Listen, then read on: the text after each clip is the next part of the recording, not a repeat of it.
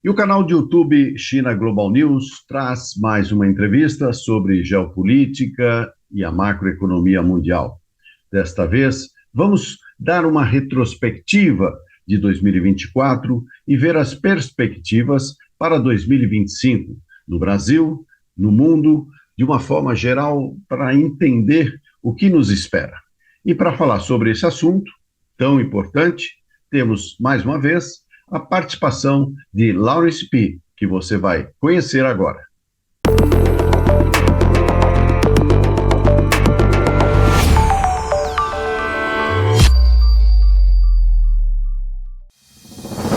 Lawrence P. nasceu em Xangai em 1942.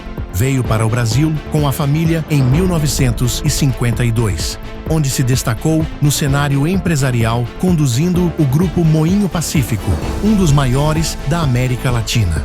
Formado em filosofia nos Estados Unidos, fez especialização na obra de Jean-Paul Sartre.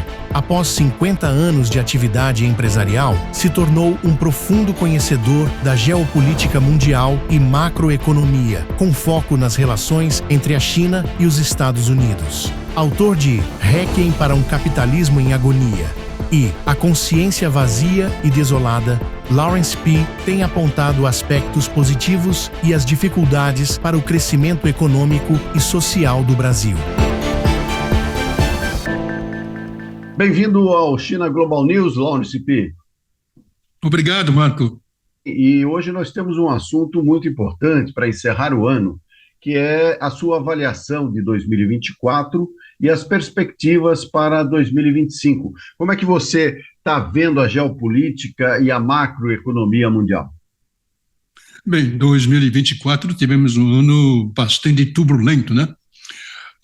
O Brasil começou um ano relativamente modesto, né? E no decorrer do ano houve um crescimento significativo. E vamos terminar o ano com um crescimento do PIB ao redor de 4%, que é um número realmente expressivo, dada a conjuntura que a gente se enfrenta.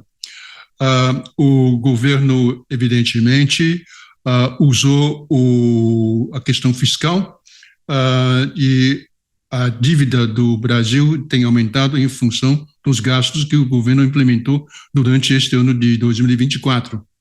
Né? Então, de um lado, tivemos um crescimento, desemprego baixo e uma economia que está muito mais robusta que todos os economistas e os especialistas tinham previsto no começo de 2024. Então, sobre esse aspecto, é positivo, mas também tivemos turbulências do próprio governo, inclusive, e do discurso do governo, que às vezes é um pouco contraditório. Eu trago alguma perspectiva, né, do que os investidores acham o que aconteceu com o Brasil em 2024. Né? Na segunda metade do ano, iniciou um movimento de que eu diria que a corrosão da confiança dos investidores em relação ao arcabouço fiscal. Então, a questão fiscal teve uma importância sobremaneira em levar o ânimo a decrescer em relação ao otimismo que tinha a economia do Brasil no primeiro semestre. E o governo, infelizmente, tem um discurso, às vezes, contraditório. Eu trago um exemplo da Petrobras, em que o Prates foi afastado justamente por querer aumentar os dividendos e distribuindo dividendo extraordinário. Ele foi afastado com a ingerência importante do Alexandre Silveira, Rui Costa e outros que acharam que tinha que ter um outro perfil e um outro programa e política de investimento da Petrobras. E entrou a Magda Chambriand, e o que aconteceu? Ela está fazendo quase exatamente o que o Prates fez, aumentando o dividendo com dividendo extraordinário. Ou seja, e o governo, o Lula que vinha criticando, né, os dividendos, tive que, evidentemente, aceitar esta nova postura e política, porque o governo estava precisando de recursos. E os dividendos extraordinários que a Petrobras distribuiu e vai distribuir ainda este ano, vem ajudar a aliviar um pouco a questão fiscal. Então, você vê que a contradição, e ao mesmo tempo em que o governo fala e tem um discurso muito anti ao mercado, isso traz uma certa insegurança. E você vê que a desidratação do pacote de redução de gasto no Congresso, que o governo tinha previsto uma economia de 70 bilhões, e se a gente atingir 50 bilhões já é um sucesso. Então, você vê que as questões fiscais realmente vêm a preocupar os agentes econômicos. E você tem, em função desta desconfiança, um aumento do dólar, ou seja, desvalorização do real, que é inflacionário. Então, você tem um ciclo vicioso. Você tem aumento do dólar, ou desvalorização do real, que obriga o Banco Central a agir com mais ênfase o aumento de juros para frear a inflação. Então, você entrou num ciclo vicioso. E como a gente já tinha comentado, que o juro Selic pode chegar a 15%, hoje já é 15% já é um número otimista, né? Você vê que nós temos bastante desafio pela frente. E o conselho que se deveria dar ao governo é que baixe a retórica, que o populismo não vai levar a nada. E temos que entender que o Brasil hoje tem uma dívida imobiliária federal de mais de 7 trilhões de reais, e 85% desse valor é financiado justamente pelo setor privado. Então, você não adianta você criticar o seu credor, né? E se os credores não confiam na política econômica do governo, simplesmente não aplicam ou demandam um juro mais alto. E esse é o ciclo que nós estamos encontrando hoje. Tem desafio, tem pontos positivos do governo Lula, mas também tem pontos negativos. Eu só recomendo baixa a retórica. A eleição é em 2026, temos ainda 2 anos quase, né? Então, o populismo hoje é prematuro, ao meu ver, e prejudica a credibilidade do próprio governo, né? Felizmente, Galípolo tem uma orientação técnica e ele vai trazer a confiança do Banco Central do Brasil. E, na realidade, a visão dele é muito similar ao Roberto Campos Neto, que é uma ironia, né? Que o governo do PT acha que o Roberto Campos Neto agiu contra o governo, e o Galípolo tem a mesma visão e a mesma competência técnica, né? E ele vai continuar sendo rigoroso para atingir a meta de inflação. Você vê que existe prognóstico para o ano que vem de inflação IPCA de 6%, que é dobro da meta de 3%, que é o centro da meta do governo, né? E por isso eu acho que é importante ter um Banco Central que tenha confiança dos agentes econômicos. E eu acho que ano que vem não vai crescer os 4%, quase 4% desse ano, e vai ser um pouco acima de 2%. Simplesmente não há mais a possibilidade de você aumentar o déficit nominal. E um outro ponto importante é que o imposto, né, o IVA, que o governo tinha sinalizado ao redor de 26%, já há perspectiva e estudos que indicam que vai ser 29%. Então, neste caso, a carga tributária passaria de 33% para algo em torno de 35%, né? E isso, evidentemente, não é bom para os agentes econômicos, que vê que o aumento da carga tributária e não é uma coisa favorável ao crescimento econômico. Lawrence, você tem uma análise sempre muito bem consubstanciada, aprofundada, e já que começamos essa análise da retrospectiva 2024 pelo Brasil, eu quero continuar ainda aqui no Brasil, porque essa crise, digamos assim, é uma crise fiscal que está ganhando um contorno bastante preocupante. Inclusive, você mesmo traz esses dados uma taxa de juros que já supera possivelmente os 15%, uma taxa de inflação para o ano que vem de 6%, acima da meta. Enfim, mas o que talvez seja importante para a nossa audiência é que você também possa aprofundar um pouco e explicar como é que se dá todo esse movimento. Por quê? Porque, por um lado, existe, então, essa crítica de setores do governo, eu não diria que de todos os setores, mas de alguns setores do governo e mesmo do PT, no sentido de uma crítica a esse movimento que está havendo no mercado, inclusive usando a expressão de um ataque especulativo. Mas eu queria que você fosse mais objetivo, assim, nesse sentido. Explica para a nossa audiência qual é a causa real. Existe realmente um movimento de fuga de capitais, ou existe um ataque especulativo, ou que tipo de causa pode também estar provocando esse movimento, além, evidentemente, disso que você já trouxe, que é o discurso mais populista de alguns setores do governo. Na realidade, a expressão ataque especulativa é simplesmente os agentes econômicos fazendo previsão do que pode acontecer no mercado e se prevendo de um movimento de mercado e antecipando de um lado ou na venda ou na compra para ganhar com o movimento que eles estão esperando. Mas temos que entender que o último mês do ano sempre há saída de recursos, mesmo porque as multinacionais vão remeter os lucros do ano para suas matrizes. Então, todo ano é a mesma lógica. Sempre houve uma demanda de dólar muito maior do que os meses normais, né? E com isso, e além disso, a desconfiança dos agentes econômicos em relação ao arcabouço fiscal, que foi bem aquém, né?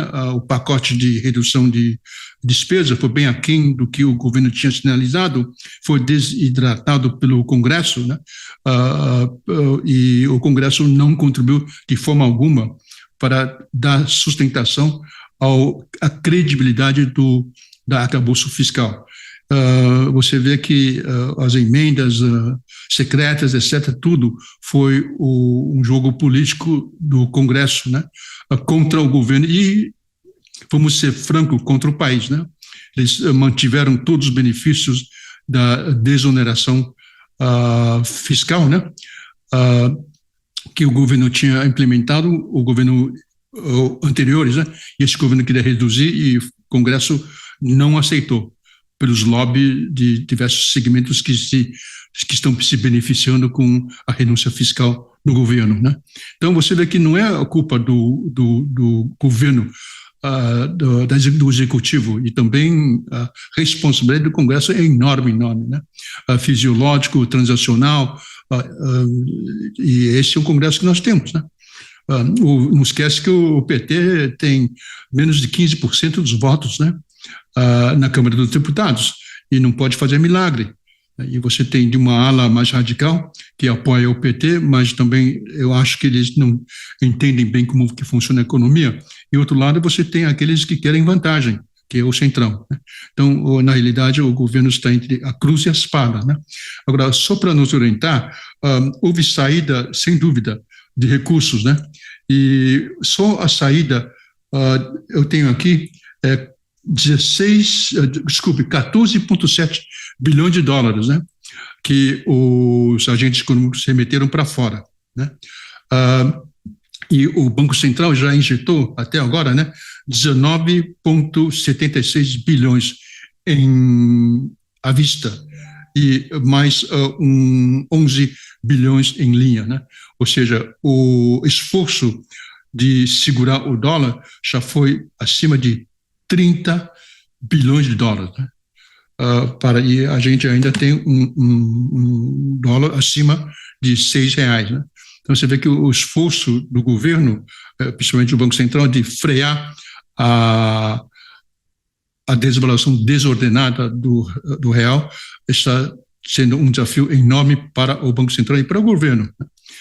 como eu já disse, é um ciclo vicioso. Você tem o aumento da saída de divisas, você tem a desvalorização do real, inflação, juro mais alto, é um ciclo vicioso.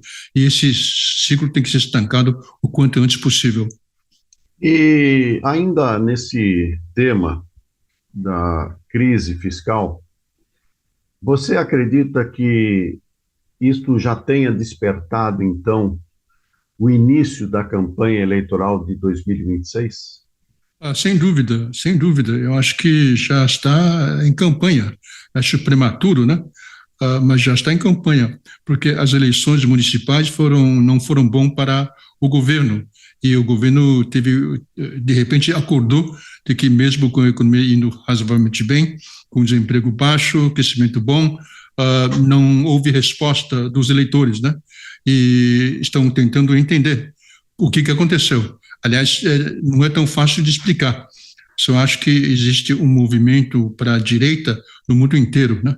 E não é impossível de que o Brasil também está sendo contaminado por essa onda que nós estamos vendo não só aqui na América do Sul, mas também estamos vendo na Europa, estamos vendo nos Estados Unidos, né? Então é um movimento, acho que um pouco mais global, né? Essa percepção de que os governos mais progressistas, né, não conseguem entregar o que a população deseja. Que no caso do Brasil, que eu acho que é um equívoco, porque nossa economia está crescendo, e está crescendo acima da expectativa, né? Apesar de que concordo que é perigoso a gente entrar numa dominância fiscal, onde o gasto começa a prejudicar a economia que já está começando a prejudicar. Você sabe que o déficit nominal de 2024 vai ser em torno de 8%, né? E isso, evidentemente, é insustentável a longo prazo, né? Então, vamos ver como é que se comporta a economia do Brasil, que vai depender muito de como se comporta a economia mundial no ano que vem. Então, vamos entrar nesse campo da economia mundial.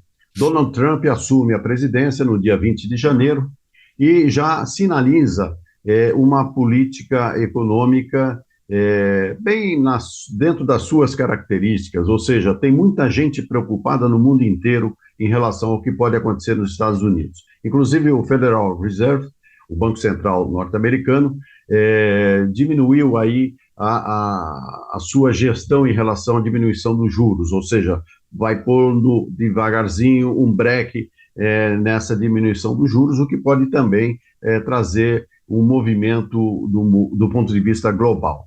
Então, eu gostaria que você aproveitasse essa nossa entrevista para também fazer uma análise a respeito da economia norte-americana, especialmente em função da posse de Donald Trump, mas também juntando com isso uma análise comparativa entre a economia norte-americana e a China, que se torna, e cada vez mais, o grande player internacional.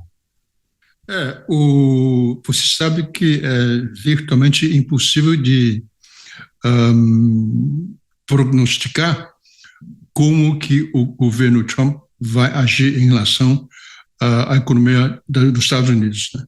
O que nós sabemos é que as pessoas que ele escolheu para a próxima administração já indica a direção.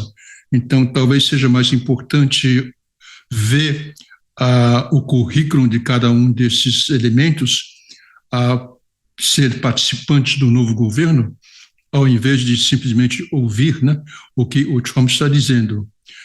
O Trump ameaçou de aumentar a tarifa de todos os países em 10% ou 20%, e a China em 60%. Logo depois ele disse que vai aumentar a tarifa da China em 25%, aumentar do Canadá 25% e México 25%. E ele disse também de que quer que a Europa, a OTAN, né, os participantes europeus, a contribuir a gastar 5% do PIB em defesa, em gastos militares, né? E se os europeus não comprarem gás e petróleo americano, ele vai impor imposto como tarifa, como punição. Então, muito bravata, vamos ver o que ele consegue fazer. O que é claro é que o Trump tem uma narrativa que é contraditória. De um lado, se você impõe tarifas mais altas, você pressiona a inflação americana, né? Daí o juro começa a subir, porque o Banco Central tem que frear a inflação, a meta é 2%, né? E com isso você vai ter uma valorização do dólar no primeiro momento, o que já está acontecendo hoje, né? E na medida em que valoriza o dólar, prejudica a exportação, então você prejudica a balança comercial, né? Juro mais alto prejudica o crescimento do país e agrava o déficit fiscal e a dívida total dos Estados Unidos, que já está num nível totalmente insustentável. E esses fatores fará o dólar enfraquecer mais para frente. Então, ele tem uma retórica de que, olha, eu quero que o dólar seja mais fraco para poder exportar mais, mas eu quero o dólar mais fraco, mais forte, porque eu quero preservar a predominância do dólar como reserva internacional, né? Então, eu acho que ele não está entendendo o que ele está propriamente dizendo. Ele fala duas coisas que são totalmente contraditórias, né? Mas isso é o Trump, ele entende pouco de economia e a gente já conhece ele no primeiro mandato dele. Em relação à China, também passa por grandes desafios, né? Os economistas recomendam que a China comece a concentrar mais em gasto da população ao invés de investimento, né? Mas o governo até agora tem sido parcimonioso em alívio fiscal, um pouco mais na área monetária, que o Banco Central da China, o PBOC, né, tem afrouxado um pouco a política monetária, mas fiscal ainda deixa a desejar, apesar de que eles vão emitir mais bônus, etc. Eu tenho a sensação de que a China está guardando munição para uma eventualidade de uma guerra comercial e econômica dos Estados Unidos com a vinda do Trump a partir de 20 de janeiro do ano que vem. Então, estão guardando munição para uma eventualidade.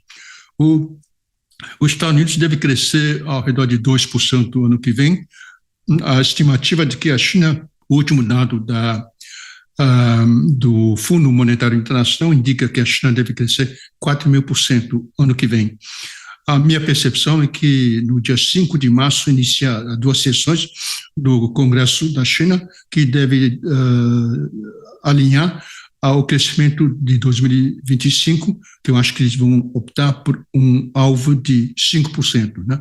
Então você vai ter um crescimento de em torno de 5% ano que vem para a China e em torno de um pouco acima de 2% para os Estados Unidos. Então, eu acho que a China ainda tem um pouco de bala na agulha em relação à questão fiscal, né? E o juro já está muito baixo. Acho difícil a China baixar muito mais o juro do que os níveis atuais, né? Eu disse em uma das entrevistas de que o modelo dos Estados Unidos de governo é uma cleptoplutocracia, né? E a partir de 20 de janeiro eu vou ter que revisar esse conceito, né? Então, eu acho que o governo Trump seria uma caquistocracia, né? Então, você vai ter um kleptoplutocracia, né? Esse seria o modelo americano, bem longe da democracia que a narrativa dos Estados Unidos tenta convencer o mundo de que é uma democracia, né? É uma democracia, aliás, liberal ainda por mais. E contra esse modelo de kleptoplutocracia, você tem a meritocracia da China, né? São dois modelos totalmente diferentes. E por isso eu acho que vai ser interessante ver como dois modelos se confrontam, né? Num cenário de alta volatilidade, de incerteza e de riscos.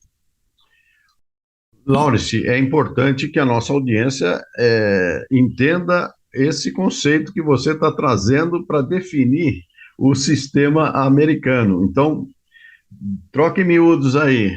A plutocracia. Plutocracia é um governo governado pelos elites, né? E nesse caso, nos Estados Unidos, simplesmente a elite econômica. Você tem um sistema de financiamento eleitoral que permite bilionários e empresas financiar sem limite as campanhas. E isso dirige, basicamente, o caminho da política. Isso não é só republicanos, os democratas fazem exatamente a mesma coisa, né? Conseguindo doações de bilionários e de grandes empresas para sustentar as campanhas que são muito custosas nos Estados Unidos. Então, isso é plutocracia. E kleptocracia é o fato de que você tem um sistema legalizado de compra de votos. Porque se você pode financiar as campanhas, você virtualmente está comprando a favor do governo e dos políticos que você apoia. Ninguém vai apoiar o político pelos belos olhos do político, e sempre tem algum interesse, principalmente em se tratando de bilionário e empresas. Empresas não têm moral, ela tem o bottom line, né? Ou seja, o lucro. E o que pode trazer o lucro, eles vão fazer. E não entra em questão se a questão de patriotismo, moral, e sim o resultado final que vai ser a consequência de uma política que favorece a empresa comprando favores do governo. E, bom, agora, a caquistocracia é um termo interessante porque é um modelo de político, de governo, né, em que você escolhe os piores elementos da sociedade para fazer parte do governo. E se você olhar o perfil da administração futura, e esta configuração de caquistocracia é uma designação bastante apropriada. E por isso eu tive que rever o meu conceito, e os Estados Unidos vai ter uma kleptoplutocracia a partir do dia 20 de janeiro de 2025. Não é pouca coisa, hein? Não é pouca coisa para um sistema supostamente democrático e, ao mesmo tempo, da maior nação do mundo, pelo menos por enquanto. Agora, a gente poderia aplicar um pouco desse conceito também aqui para o sistema brasileiro, né? Eu acho que você deveria, eu recomendo a audiência, né, de pesquisar a definição de caquistocracia, definição para entender melhor o conceito, né? Sim, o Brasil também tem um problema seríssimo, né? Nós temos 30 partidos, mais de 5 mil municípios, né? O setor público é totalmente inflado, legisla em causa própria, você tem a toga, você tem a farda, né? E você tem o terno e gravata, que são os 3 segmentos do governo, né? Como já disse, nós, pobre coitado da população, somos cidadãos de segunda classe. Então, o Brasil também é um país complicadíssimo, o sistema político é totalmente disfuncional, né? Nunca consegue um partido que tenha maioria no Congresso, sempre tem que fazer alianças, dar e receber, né? E barganha constante, né? Que torna a administração virtualmente impossível, né? O Brasil é um país difícil de governar. E a perspectiva pela frente, Marco, zero. Não há a mínima perspectiva de que pode melhorar, que vamos continuar com esse sistema, não vai ter reforma administrativa, e a gente vai, de alguma forma, tentando surfar essas ondas difíceis, né? Mas como o Brasil é um país extraordinariamente rico o país, e por isso a gente consegue sobreviver. Mas está ficando cada vez mais difícil, porque se a gente não acordar logo, você vai ver que nós estamos defasados sob aspecto de tecnologia. E como a concorrência entre a China e os Estados Unidos acirradíssima, estão investindo maciçamente em tecnologia. A Europa também, depois do relatório do Draghi, né, acordaram e talvez também se mexe nesse sentido. E nós, coitado do Brasil, estamos numa situação em que a distância tecnológica está aumentando a cada dia, né? E são grandes desafios que nós temos pela frente. No caso, o Brasil tem grandes e enormes recursos naturais. Atualmente, o tema da transição energética é fundamental, prioritário. O Brasil tem esses recursos naturais do ponto de vista de geração de energia. Como é que você vê todo esse conjunto a partir de uma comparação com o próprio sistema político, do qual você é bastante crítico, né? É bem interessante, inclusive, a definição do poder, né? Da toga, da farda e do terno e gravata. Então, quer dizer, como é que você vê a possibilidade e o potencial do Brasil, pensando o tema da transição energética, que é um tema fundamental para a humanidade, inclusive do ponto de vista das crises climáticas, que são cada vez mais preocupantes, né? Como é que você vê? Há um cenário possível, uma luz no fim do túnel que você acredita que por aí o Brasil pode trafegar? A minha pergunta para você, Marco, para responder a sua pergunta, a nossa transformação energética está concentrado em quais matrizes de energia? Hidrogênio, bioenergia, fóssil, né? Petróleo, gás. O que é? Qual é a nossa vocação? Você sabe que o Brasil está descobrindo a reserva de petróleo num ritmo acelerado. A possibilidade de grandes descobertas na região equatorial. O Brasil hoje exporta mais petróleo do que qualquer outro produto, já superou minério e soja, né? Então, e você sabe que energia fóssil vai contra a inovação da matriz energética sustentável, né? Ou seja, que é bom para o clima. Então, há algumas contradições, né? Sem dúvida, o Brasil tem uma vocação para energia eólica, solar, né? Hidrogênio, mas hidrogênio é tecnologia, basicamente. Hidrogênio você precisa de energia barata, a não ser que descobrem novas tecnologias, né? E o mundo está investindo muito em tentar conquistar essa fronteira de energia de hidrogênio a custo que é viável comercialmente. Um dos países que mais avança nesse segmento é a China, né, que está investindo pesadamente em energia de hidrogêneo e, ao mesmo tempo, está aumentando os investimentos em energia alternativa como solar, eólica e até nuclear, né?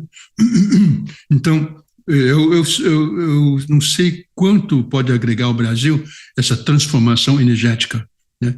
E como que a gente pode capturar nossas vantagens e onde é que estão essas vantagens? Se é em tecnologia, se é em recursos naturais como sol e vento, né? Eu não tenho claro este quadro. Então, quando fala em uma revolução energética no Brasil, que pode trazer o crescimento, eu, sinceramente, não vejo de onde virá um ímpeto tão forte que pode mudar o quadro do crescimento do Brasil. E agora, voltando um pouco ao cenário internacional, Lawrence, tem se falado, muito se falou em 2024, nesse ano que está terminando, sobre uma eventual mudança no ponto de vista das reservas internacionais, ou seja, o dólar deixar de ter um papel importante e, a partir daí, outro tipo de transação comercial, contábil e até a partir de uma outra ou de outras moedas, né? Isso vem especificamente a partir das discussões que o BRICS tem levantado, né? Ou seja, o Brasil, por exemplo, já tem um comércio com a China em yuan, né? Tem até reservas nesse sentido. Como é que você vê essa permanência do dólar em relação ao comércio internacional, como sendo a moeda forte, e levando em conta também o crescimento da criptomoeda? A criptomoeda tem se valorizado, principalmente o Bitcoin, e isso pode trazer uma espécie de revolução nas transações internacionais? Primeiro, o fato de os bancos centrais do mundo inteiro, não diria do mundo inteiro, mas a grande maioria, principalmente no Global Sul, estão tentando desdolarizar suas economias, né, por diversos motivos.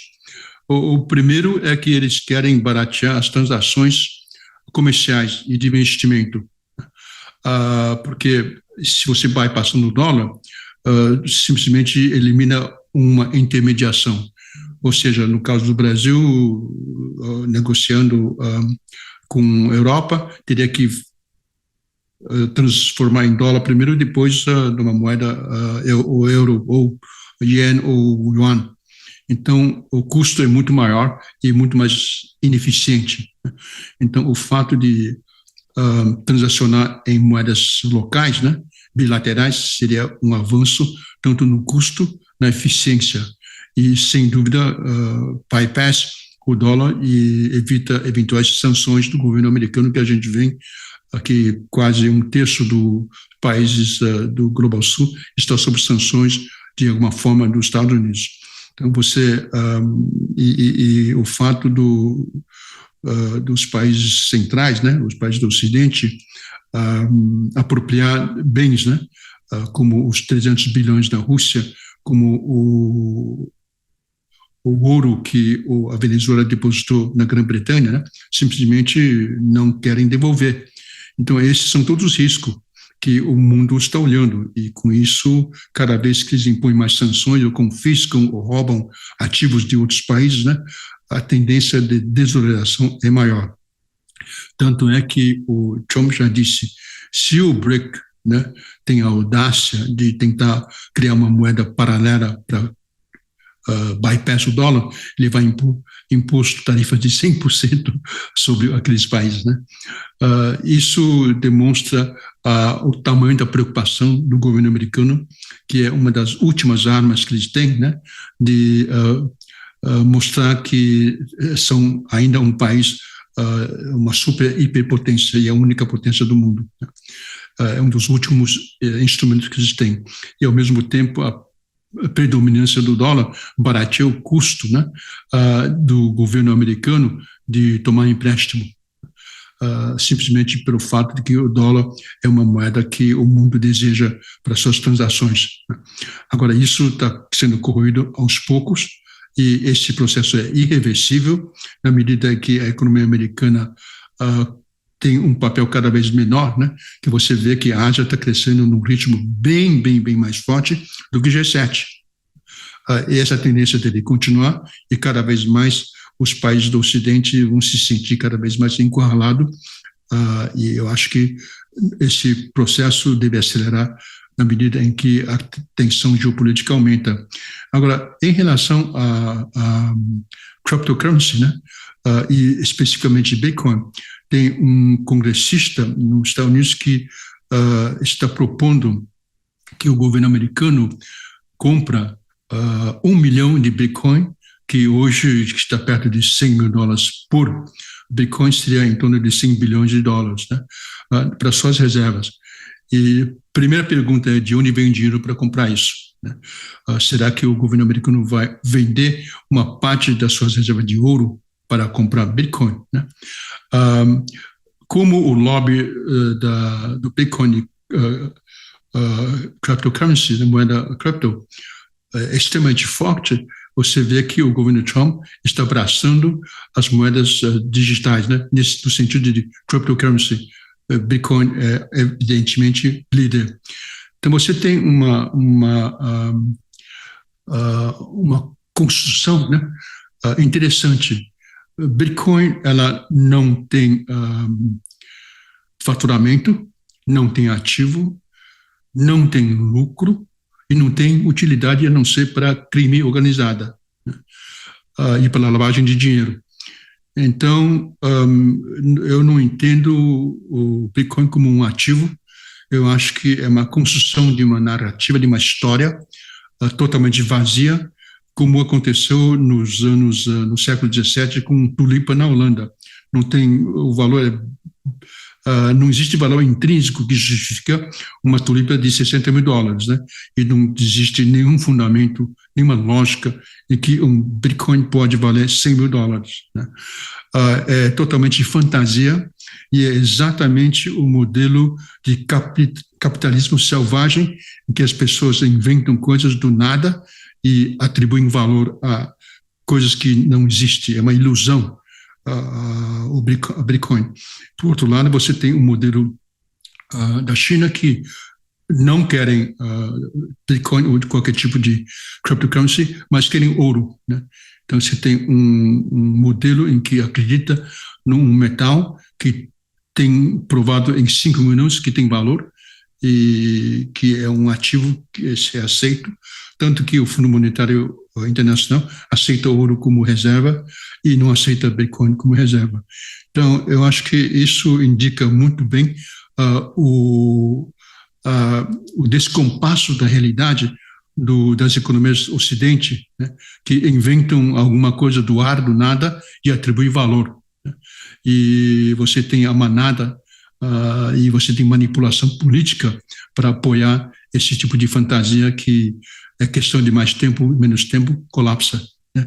É um tipo de Ponzi scheme, né, que o último apaga as luzes.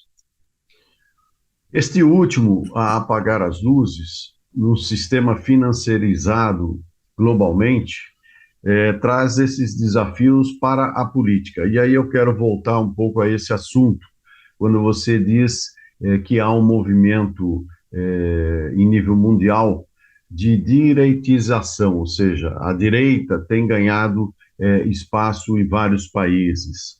Nós mesmos vimos nas últimas eleições municipais no Brasil esse movimento, inclusive com personagens saindo do nada praticamente, saindo das redes sociais, como foi o caso do candidato à Prefeitura de São Paulo, Pablo Marçal. O que, inclusive, trouxe preocupação para o próprio campo da extrema-direita, na medida que ele surgiu do nada e disputou, inclusive, a liderança desse agrupamento ideológico, ou seja, pela direita, havendo uma disputa, não é? Então, eu gostaria que você fizesse agora uma análise de perspectiva para 2025, considerando que o mundo passa por toda essa agitação, inclusive os conflitos, o governo da Síria, que foi derrubado por um grupo islâmico que não se sabe bem para onde vai, a continuação do conflito Ucrânia e a Rússia, a questão de Israel e Palestina. Como é que você vê a perspectiva de 2025 para o mundo e para o Brasil em particular? O primeiro, você vê que tem uma onda à direita, né? Na França, Macron está virtualmente está com a porta de saída aberta para ele, né? O governo dele é totalmente insustentável. A aprovação dele é ao redor de 20%.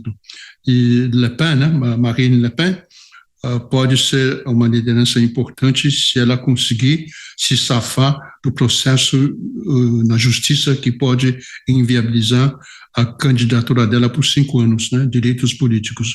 Se ela conseguir superar este desafio, é provável que ela será um concorrente importante, tanto que ela derrubou o governo, o primeiro-ministro que o Macron tinha indicado, né? E agora está aquela bagunça na França com uma questão fiscal que é altamente preocupante, né? Então, a França está numa situação bastante difícil economicamente e politicamente. Não esquece de que a população muçulmana na França é enorme, né? Mesmo porque a Argélia foi uma colônia da França, e a França sempre foi de braços abertos para a imigração, principalmente dos muçulmanos, né? E o povo francês está achando que estão perdendo o país, né? e a comunidade muçulmana não se assimila tão bem no contexto na cultura francesa, né? Então, esse é um sentimento. Mas esse sentimento não é apenas na França. Por exemplo, Bruxelas tem, a maioria é muçulmana, a cidade de Bruxelas, né? Então, a migração do Ásia-Oeste, África do Norte, para a Europa tem provocado esta situação de uma virada, a guinada para a direita, porque o povo, como Inglaterra, França, estão achando que estão perdendo o país para os estrangeiros, né, para os imigrantes. E a Alemanha, que necessita de trabalhadores do exterior, né, também enfrenta o mesmo desafio. Você vê que a Alternative für Deutschland, né, que é a direita da Alemanha, vem crescendo numa velocidade impressionante, né? E, por coincidência, a esquerda também está crescendo. O que está perdendo é o CDU, né, e a SPD, né, SPD, que estão perdendo, né, que são os principais partidos, centro-direita e centro-esquerda. Então, você tem um movimento na Europa como um todo, nos países mais ricos, né, da Europa, enfrentando uma situação política bastante difícil e econômica mais difícil ainda, né?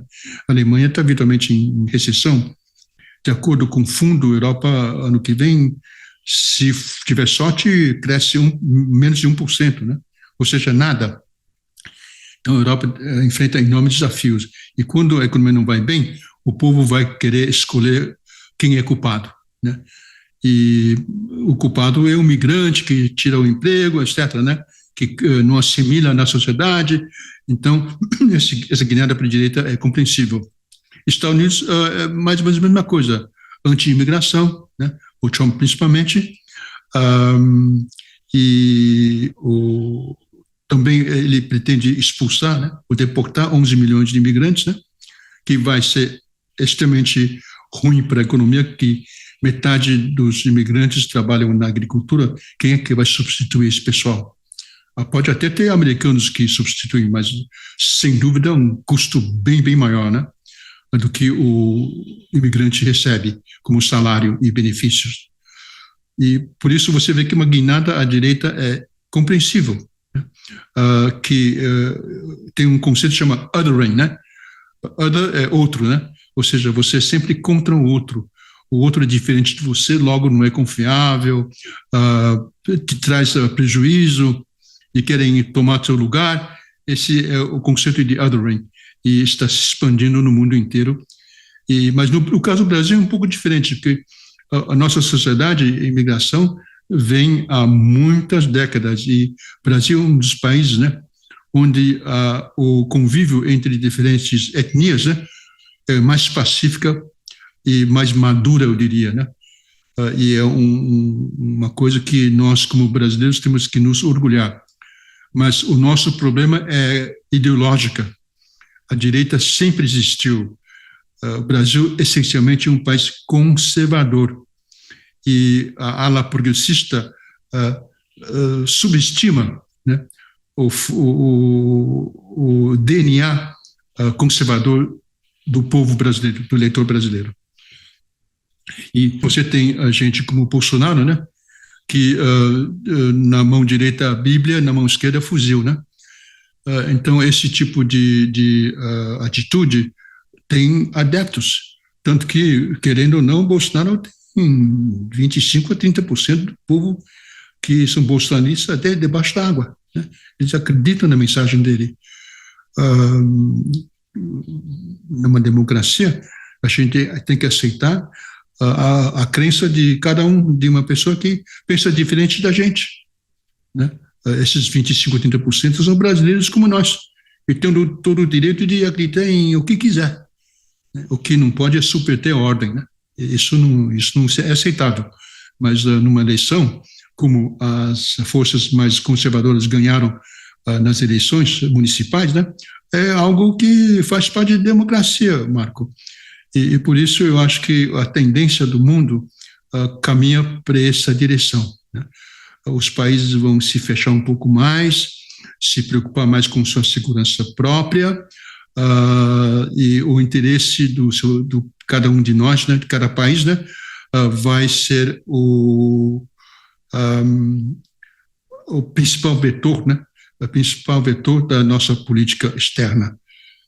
Isso não é só Estados Unidos, Europa, China, a mesma coisa. Japão também, né?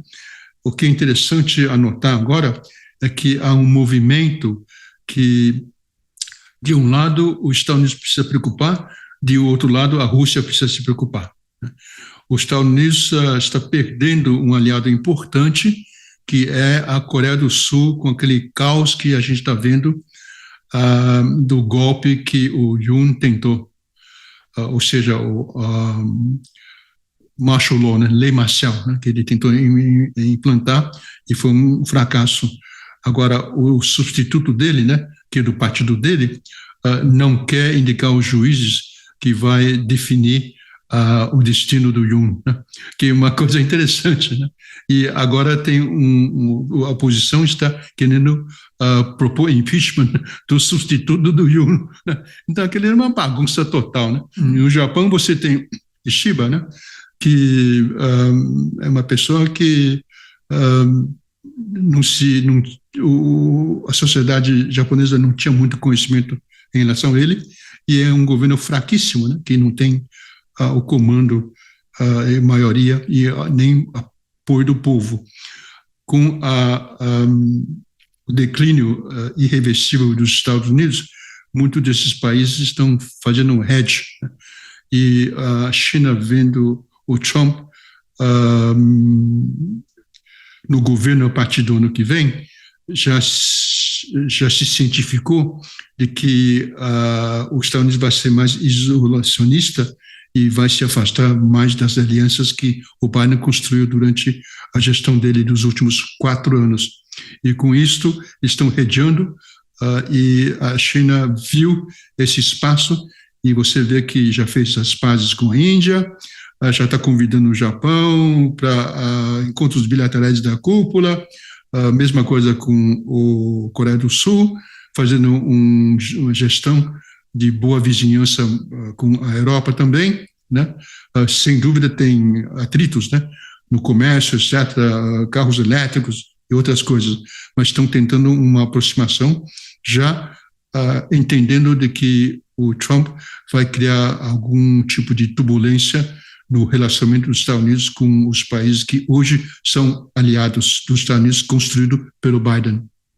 Então, este é o cenário global, né, que a gente vê a turbulência pela frente.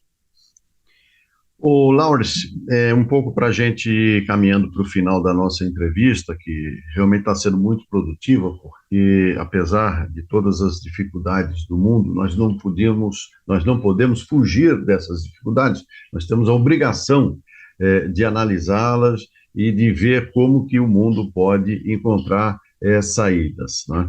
E agora, voltando e já para encerrar, eu queria que você, sempre com a sua bolinha de cristal, dissesse aí para nós um pouco das suas expectativas em relação à situação política nacional aqui do Brasil, especialmente considerando essa turbulência que vivemos nesse final de ano e o que pode acontecer em 2025 do ponto de vista institucional, né? Nós temos aí o prosseguimento de uma ação do STF em relação à tentativa de golpe em 8 de janeiro de 2023, que inclusive levou a uma prisão inédita de um general de 4 estrelas.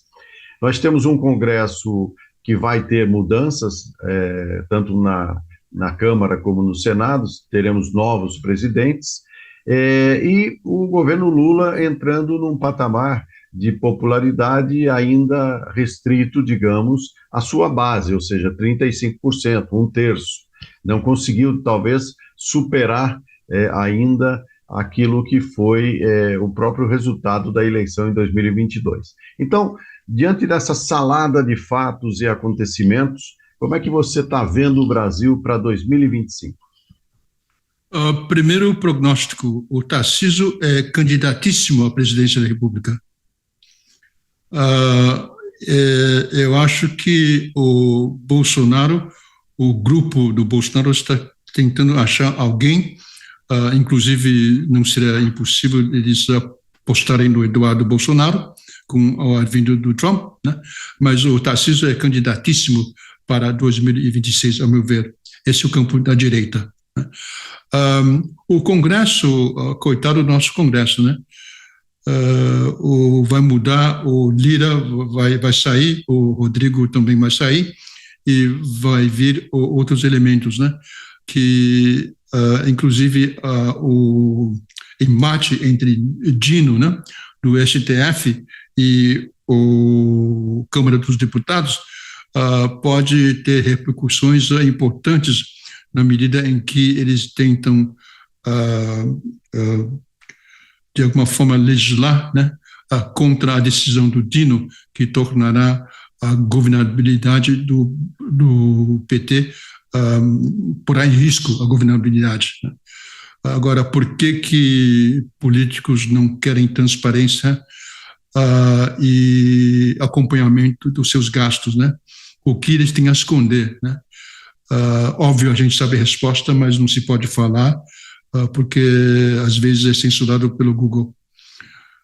Mas a gente sabe por que alguém iria barrar a transparência e accountability de seus gastos, que é dinheiro público, né? E isso é exatamente o moral do nosso Congresso, né? Então, a governabilidade do Lula pode correr risco com um partido que tem apenas menos de 15% na Câmara, né? E também é muito modesta a participação no Senado. O governo do Lula sempre vai ser refém, né? Esse é o prognóstico para 26 e olhando para frente, né?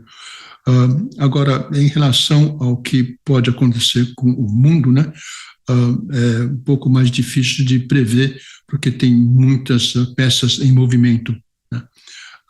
O que a gente pode ter certeza vai ser um ano de muito tumulto, de muito desafio, de muita insegurança e incerteza, né?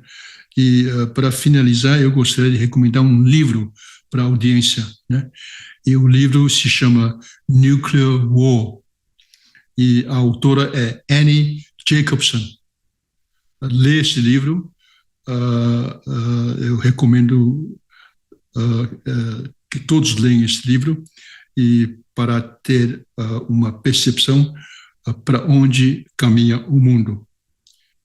Nós estamos, como sonâmbulos, caminhando por uma crise que pode resultar na destruição da humanidade.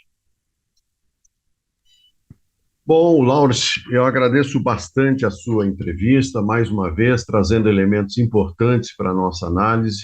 A nossa audiência sempre acompanhando as suas análises, as suas entrevistas, e também faço um convite para você que acompanhou essa entrevista, que continue gostando, acompanhando e também curtindo as nossas transmissões, os nossos conteúdos, através de vídeos. Nós estamos no canal YouTube, o China Global News, e também nas plataformas sociais. Você pode ter aí o Instagram, o TikTok, enfim, aonde você quiser, o China Global News vai até você com conteúdos inéditos e informações importantes sobre geopolítica e macroeconomia mundial, principalmente levando em conta a análise de pessoas que realmente entendem do assunto. Mais uma vez, obrigado pela sua participação, Laurence. Marco, se me permite um pedido à audiência, eu gostaria muito de que as pessoas que nos assistem, né, comentam sobre as entrevistas, criticam à vontade, apontam onde nós erramos, né? Por favor, apresenta uma visão contrária, se apoia, tudo bem, se critica, é bem recebido, porque só com diálogo e crítica que a gente pode melhorar. Com certeza, Laurence, o seu pedido fica registrado. É importante que a gente tenha esse retorno das pessoas para que a gente possa melhorar não só as nossas análises, mas poder entender o que o outro pensa, né? Você mesmo disse na entrevista desse movimento que acaba impedindo que o outro se manifeste. Aqui não. Aqui o canal China Global News é um canal aberto. É um canal aberto à independência, à polêmica, ao debate, sempre dentro de uma linha civilizatória e democrática. Portanto, recomendamos que vocês acompanhem os nossos conteúdos, estejam sempre com a gente e eu aguardo você em uma próxima edição. Até lá!